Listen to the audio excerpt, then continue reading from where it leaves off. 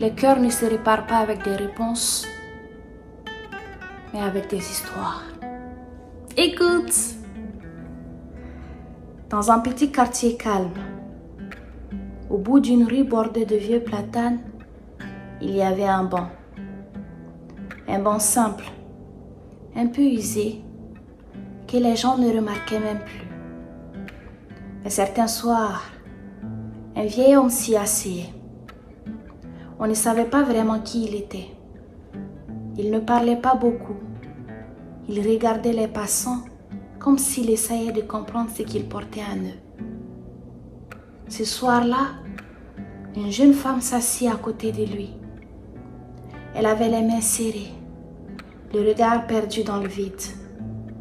Après quelques minutes de silence, elle murmura: « De quoi avez-vous besoin ?» Le vieil homme tourna doucement la tête vers elle. En ce moment où, d'une manière générale, elle y eut un petit sourire fatigué. « Comme vous voudrez. » Il hocha la tête, comme si la question méritait vraiment d'être choisie avec soin.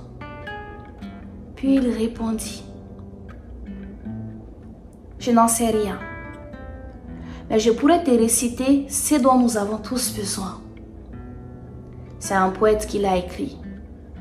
J'ai oublié son nom, mais pas ces mots. Je les ai trouvés si justes que je les ai appris par cœur. Il inspira doucement et sa voix changea. Elle devint plus lente, plus profonde, comme si elle venait de loin. Et il commença à réciter. Nous avons besoin d'entendre l'histoire de jeunes parents qui rient à 4 heures du matin quand leur bébé cesse enfin de crier. Nous avons besoin d'entendre des histoires de fraternité, celles d'hommes qui n'ont plus peur de parler entre eux de leurs sentiments. Nous avons besoin d'entendre des histoires sur ce qui nous touche et que l'on n'a pas osé confier à nos amis. Nous avons besoin d'entendre les histoires de ces femmes qui ont réussi à s'aimer pour connaître enfin la paix. Nous avons besoin d'entendre les histoires de ces couples qui vivent ensemble depuis 13 ans et qui continuent de s'apporter un verre d'eau sans que l'autre ait rien demandé. D'apprendre qu'en dépit des choses petites ou grandes, parfois sans importance, à propos desquelles ils argumentent, en dépit de ces disputes qui transforment leur chambre en lave, ils y retournent chaque nuit, rêvant en s'endormant de pouvoir réapprendre à s'aimer comme au premier jour. Nous avons besoin d'entendre l'histoire de ces gens qui se sont rencontrés au mauvais moment et au bon moment. Nous avons besoin d'entendre l'histoire de ceux qui s'aiment d'un amour calme. Entendre aussi les histoires de ceux qui disent: au début j'ai tout raté et puis ensuite. Nous avons besoin d'entendre les histoires de ceux que nous avons aimés sans avoir pu leur dire. Aimer tout en étant loin d'eux. Aimer tout en étant obligé de partir. Nous avons besoin d'entendre notre histoire quand, dans un miroir, nous voyons nos négligences, nos renoncements et nos obstinations. Et de savoir que si, dans ces moments-là, nous arrivons à trouver quelque chose d'aimable à nous dire, alors peut-être qu'il s'agit aussi d'un peu d'amour. Quand il termina, le silence tomba sur le banc. La jeune femme ne parla pas tout de suite. Ses yeux étaient brillants, mais elle ne pleurait pas encore. « Pourquoi vous me dites ça ?»